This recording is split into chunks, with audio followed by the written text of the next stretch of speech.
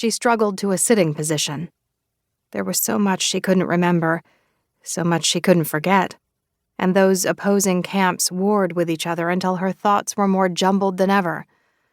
Her situation would make more sense if this were a dream, because, as in a dream, nothing made sense. She should be waking up in the bed, next to Joe, not on this sticky bathroom floor. She shouldn't be waking up at all, because the plan had been to stay up all night. When she had never come back downstairs, the others had probably gone on without her to the after-party. But why hadn't Joe come back to change into the more casual clothes he had brought for the trip to the reservoir? How could he not have checked on her even once?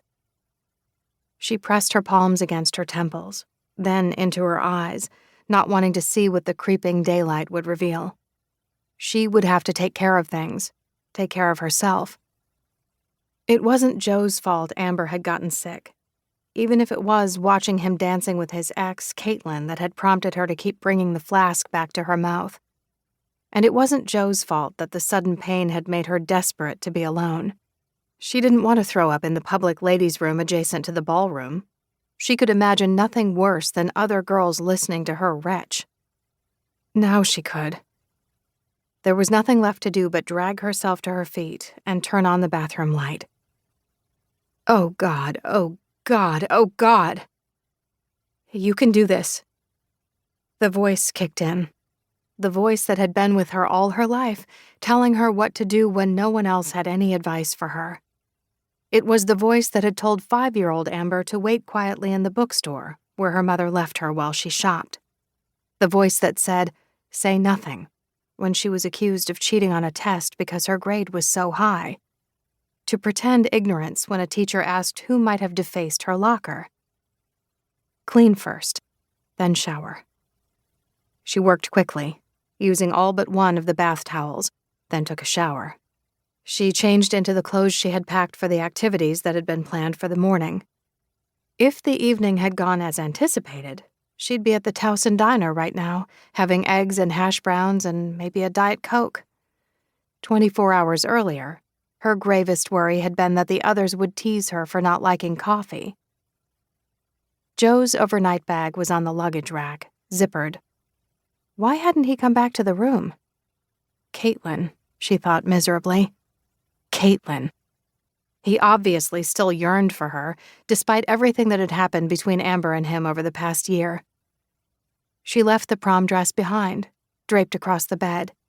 She hated abandoning it, but it would be ruined if she tried to put it in her bag, crushed, maybe even stained, and she had too far to walk to carry it over her shoulder.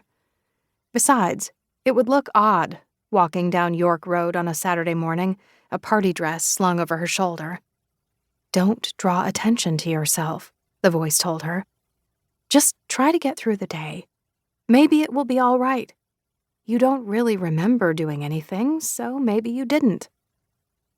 She wore rayon pants with a small floral print, elasticized at the waist, a loose-knit yellow t-shirt, and lace-up espadrilles, which were flat, but not particularly good for walking, and she already had blisters from the shoes she had worn the night before. How thoughtfully, how pridefully she had assembled this outfit, stalking bargains at stores she seldom could afford. She had chosen the espadrilles because their pale green color uncannily matched the tiny pistils of the flowers on the pants, and the laces made her feel dainty, like a ballerina. She had not expected to be walking far in them. What had she expected?